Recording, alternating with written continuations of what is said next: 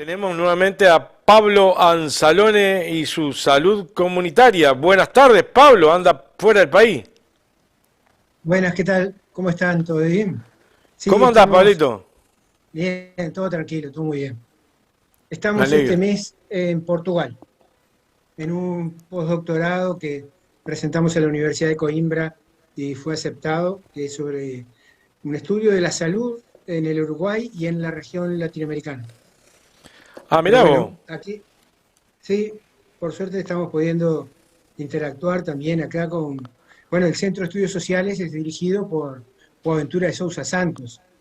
Y en la investigación que nosotros estamos realizando también nos supervisa Mauro Serapioni, que es un italiano que ha estudiado todo el tema de la participación social en Europa, y en los países del norte y además en América Latina.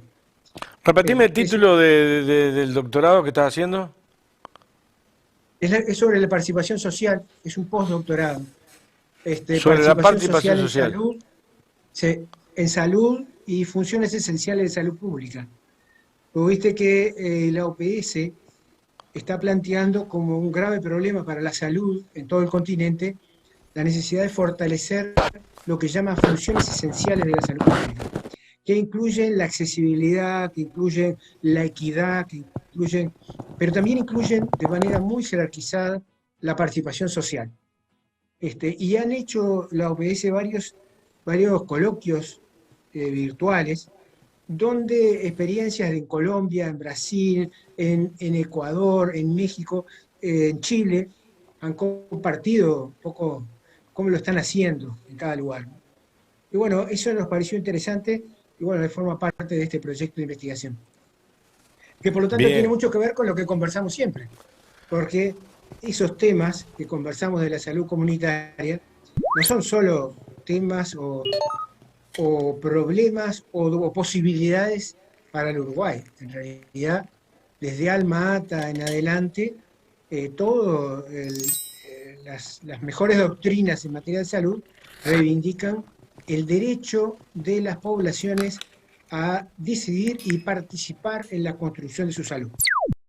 No solo no como pacientes de objeto de tratamiento, sino como protagonistas, como personas que pueden influir de manera relevante en la construcción de su propia salud, la de su familia y la de su comunidad. Y bueno, ese es un poco el sentido de estos intercambios que hemos tenido, que además tienen un componente nuevo en este periodo, ¿no?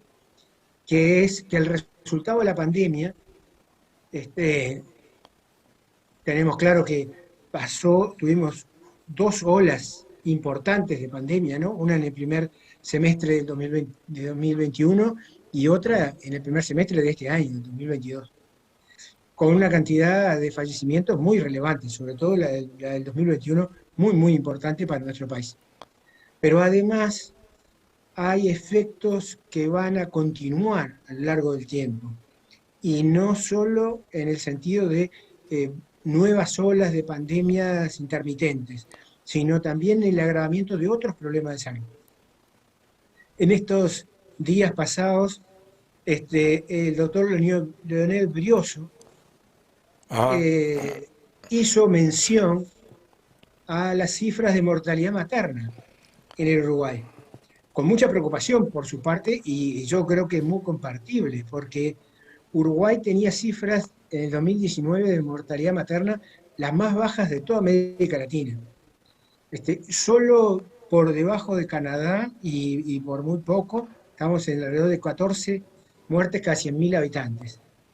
Pero esa situación ha cambiado en el 2020 y en particular en el 2021, que son las últimas cifras que se cuentan, aumentando a 57. O sea, estamos hablando de un aumento muy importante de la mortalidad materna en nuestro país, o sea, la mortalidad asociada a la maternidad, la mortalidad de las madres asociada a la maternidad. Y eso es un indicador muy relevante de las desigualdades, porque además lo que dice Brioso es que aumentó más en el sector público que en el sector privado, pero también en el sector privado aumentó. O sea que el debilitamiento de los controles del embarazo, la falta de un seguimiento ni de una atención adecuada tuvo ya efectos. Y eso que todavía es temprano, todavía nos falta mucho por ver y por trabajar para mejorar estos indicadores. Y yo en ese sentido quería destacar un aspecto que trabajamos en su momento, que era las, las desigualdades que esta pandemia ha agravado, ¿no? Está claro que América Latina es el continente más desigual del mundo, ¿no? No es el más pobre, pero es el más desigual. Es en el cual hay un contraste más grande entre algunos sectores que se enriquecen y otros que se empobrecen. Pero el BID, el Banco Interamericano de Desarrollo, o sea, una institución financiera, ¿no? Y también el Banco Mundial, han han analizado el tema de las desigualdades en la región en este periodo, y hay un libro del BID en el año 2020 que señala las sociedades de América Latina y el Caribe, dice, empezaron a practicar el distanciamiento social mucho antes de la pandemia. Dice, y eso se trata de un distanciamiento social causado por una extrema desigualdad, que según, estoy citando al presidente del BID, ¿no? Dice, socava la fe de los ciudadanos en el bien común y amplía la brecha entre ricos y pobres. ¿Y cuáles son las razones y los factores? Bueno, una parte, sin duda, son una cuestión de clase, ¿no? O sea, hay algunos sectores que son propietarios de determinadas tipos, ¿no?, de patrimonio y otros que no. Pero además, el género también influye, ¿no? Y la raza, ¿no? Y la etnia. Hay elementos que influyen en esas desigualdades y no estamos hablando solo de desigualdad de ingresos o de riqueza, que es una de las más fuertes, sino también en la atención de salud, en la educación, en el empleo, en el acceso al sistema legal. Todo eso lo señala el BID, ¿no? Y señala que la crisis del COVID generó un impacto sin precedentes en este contexto de desigualdades estructurales, ¿no? O sea, afectó mucho más a los hogares de bajos ingresos. Y a su vez, eso pudo hacer retroceder avances logrados en la primera década del siglo XXI, en toda la región, ¿no? En toda la región latinoamericana, la primera década del siglo XXI, hubo una reducción de la pobreza y hubo una reducción de la desigualdad. En Uruguay en particular hubo una reducción de las desigualdades medidas por el índice de Gini, pero también chequeado el índice de Gini corregido con una serie de elementos que a veces pueden distorsionar en ese sentido lo que es la caracterización de la desigualdad. Entonces, nos parecía interesante, importante, por un lado, mencionar, así como habíamos mencionado en su momento, el aumento de la prematurez y el bajo peso al nacer en los niños que nacían en el PDI-Rosell, y cómo había aumentado en el 2020 en relación con el 2019. Pero estas cifras de mortalidad materna se suman a esa preocupación y nos muestran una cara de la desigualdad que es particularmente negativa, particularmente desagradable, ¿no? Particularmente afecta nuestra calidad como sociedad, ¿no? Que es las desigualdades que influyen en la vida y en la muerte de niños que recién nacen, de madres que dan a luz, y en ese sentido, un país como el nuestro, además, ¿no? Un país que tiene un Sistema Nacional Integrado de Salud, que tiene un proceso de mejora en la calidad de la atención, que venía llevando adelante durante todo ese periodo de construcción del Sistema Nacional Integrado de Salud. La mortalidad materna fue uno de los objetivos importantes, lo mismo que la mortalidad infantil, y se había logrado un descenso realmente extraordinario y muy relevante en comparación con toda la región. Llegamos a tener los indicadores más bajos de toda América Latina, ¿no? Sin embargo, ahora esta situación empieza a deteriorarse y ahí influye el aumento de la pobreza, pero también el debilitamiento del primer nivel de atención. El debilitamiento de lo que es el acompañamiento de las personas en sus circunstancias diferentes, no solo la atención a los enfermos, sino el acompañamiento a las personas sanas para que no se enfermen, ¿no? Los controles sobre una cantidad de patologías. Esa estrategia que implica la atención primaria en salud, que es una estrategia de cercanía, estrategia donde el servicio de salud es participativo, incorpora a los vecinos, genera dinámicas para evitar que nadie se salga, que nadie se caiga de la atención, que nadie se excluya.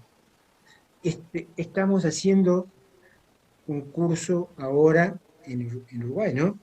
Yo estoy participando por vía virtual sobre investigación, acción, participación y sobre planificación participativa en salud. Y una de las experiencias que contaron varias referentes de la enfermería comunitaria, por ejemplo, habla de una experiencia en Las Piedras, en el CAPS, en el Centro de Atención Primaria de Las Piedras, que es una experiencia de la década del 80, ¿no? Y ahí en esto, además de contar la experiencia, una de las licenciadas en enfermería, Cristina Barrenechea, hay una vecina que ahora, una vecina participante de todo ese proceso, se llama Juana Pérez, que cuenta en un video breve, pero cuenta cómo los vecinos se apropiaron y participaron de ese proceso de construcción de una atención de salud cercana, con una actitud receptiva, con una actitud continente, con una actitud participativa. ¿Tenés por casualidad tenés el número de policlínica que es? Porque hay 4 o 5 CAPs acá, o sea, incluyendo la PAI por eso. En la misma red. Era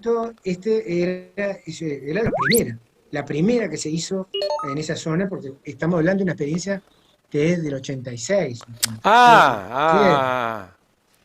Pensé que era ahora. Estoy comentando diciendo cómo en realidad esas experiencias se construyeron innovando, ¿no? y integrando a los vecinos y a las vecinas desde hace décadas, ¿no? Que en realidad seguramente ahora está mucho más desarrollado, porque ha habido un fortalecimiento, pero ojo que el recorte que actualmente está habiendo de los recursos por usuario para ACE, porque aumentó la cantidad de población y no aumentó el presupuesto, eso también va a tener un efecto, ¿no?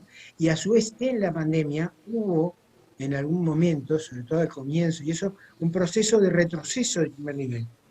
En aras de no desarrollar contagios, cerraron policlínicas, cosas realmente equivocadas desde el punto de vista de una política de salud, ¿no?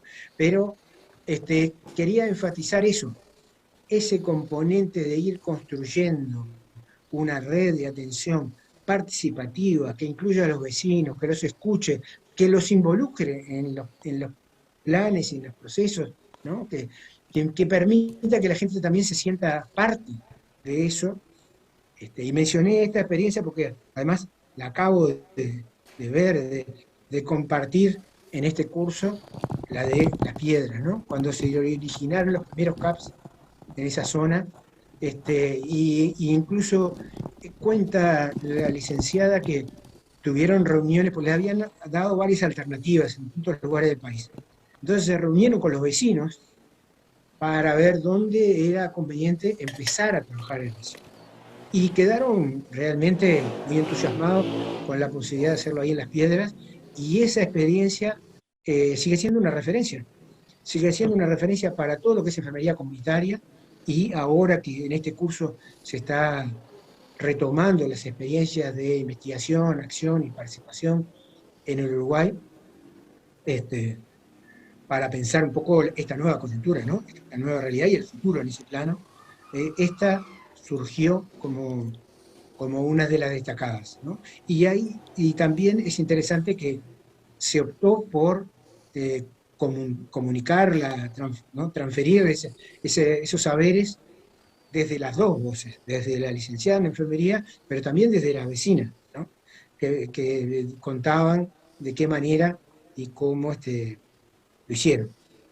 Te puedo pasar después los videos, sí, tanto el de la vecina como el de las licenciadas, porque son videos públicos. Están o pasame el link por WhatsApp. Sí, están en el canal de YouTube de la Red de Municipios y Comunidades Saludables. los dos, tanto el de enfermería comunitaria como el de la vecina del CAPS. Y bueno, eso es lo que quiero señalar en estos minutos que tenemos, es cómo en realidad esa desigualdad que ya existía en todo el continente, que se venía abatiendo en el Uruguay, ahora aumentó con la pandemia y con las políticas y con las crisis, no solamente sanitarias, sino también sociales, ¿no?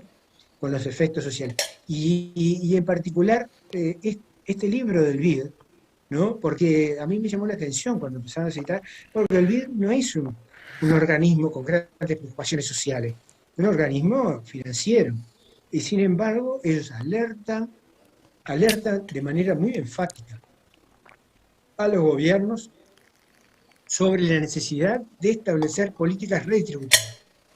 Y además critica y dice, los gobiernos de América Latina y del Caribe son 8 veces menos eficaces que los países desarrollados en la reducción de la desigualdad a través de los impuestos, ¿no?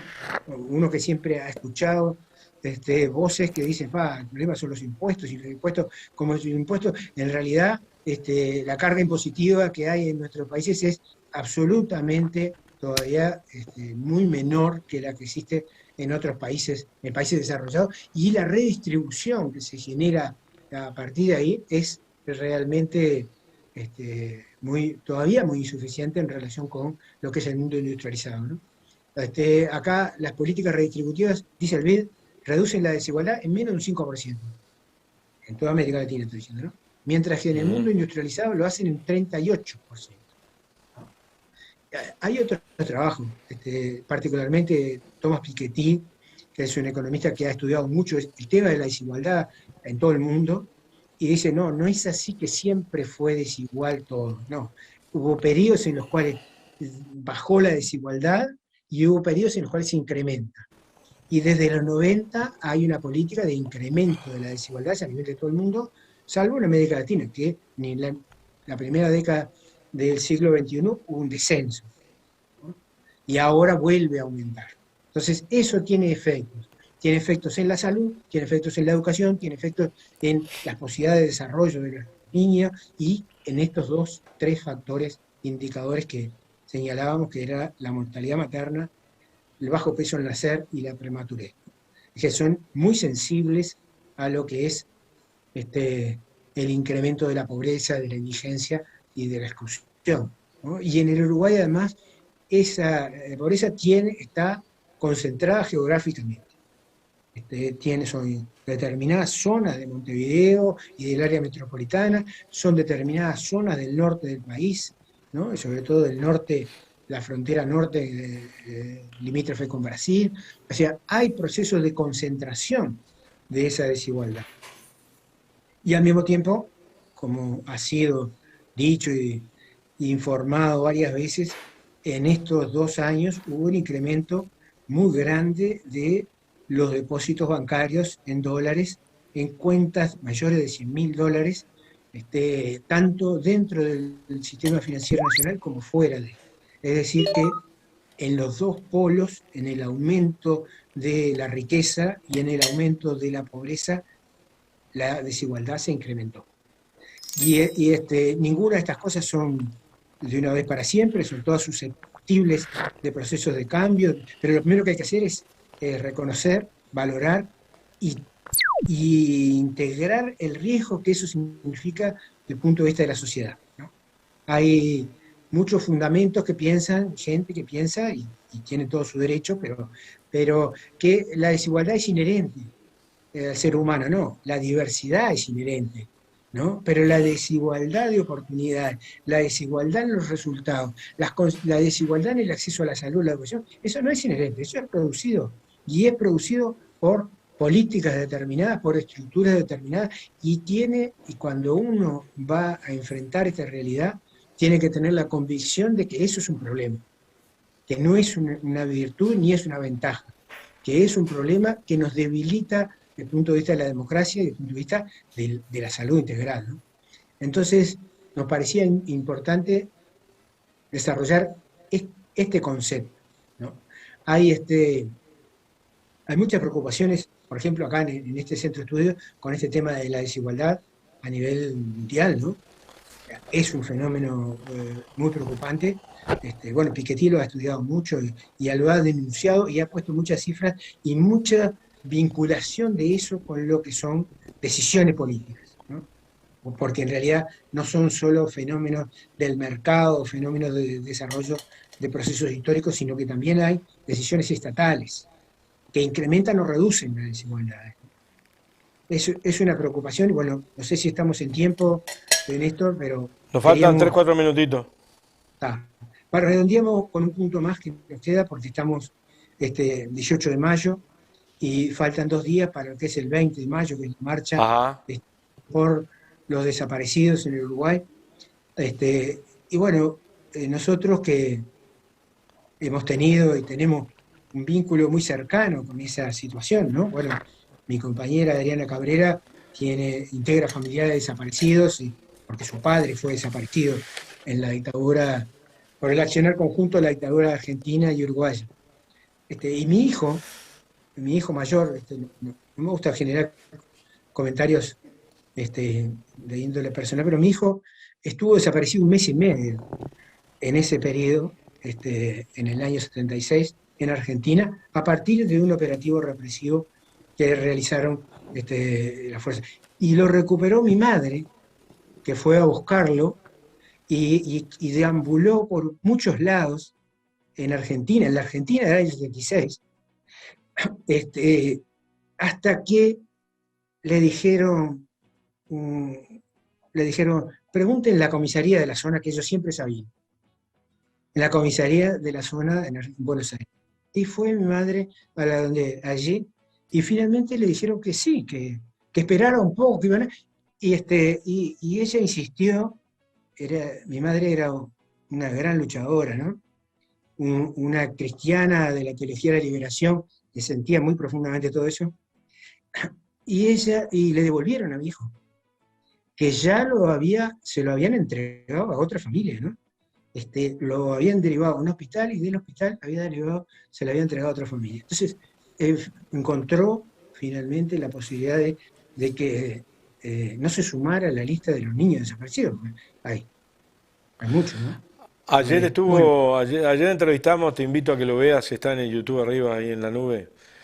Ayer entrevistamos en la última parte del programa, la última media hora, a Mateo Magnone, que es el director y productor y director también, de un corto de 197 cortos, de 1 minuto más o menos, que emite TV Ciudad, que lo arrancó a emitir el 1 de mayo. Te invito a que lo veas, está muy bueno. bueno, Que tiene que hablar con y una nueva forma de ver, en vez de ver a Omar Paita solamente en una foto, verlo además con el contenido, quién era Omar Paita, qué era lo que hacía, qué comía, qué le gustaba, de qué se reía, qué hincha, qué cuadro era. Está muy bueno. mirá qué bien. Bueno, lo voy a ver porque yo creo que eso, agregarle elementos de lo que era ¿no? La vida, la personalidad ¿no? De estos hombres y mujeres y niños, es muy importante, porque no es solo reivindicar la necesidad de la verdad y justicia, recordarlos, reivindicar su memoria, ¿no? Creo que los uruguayos le debemos eso, a ellos y a nuestro propio sentido de la justicia y de la ética. Gracias, Pablo. Que tengas un Bueno, buen desarrollo. El miércoles, dentro de 15 días, vas a estar todavía allá.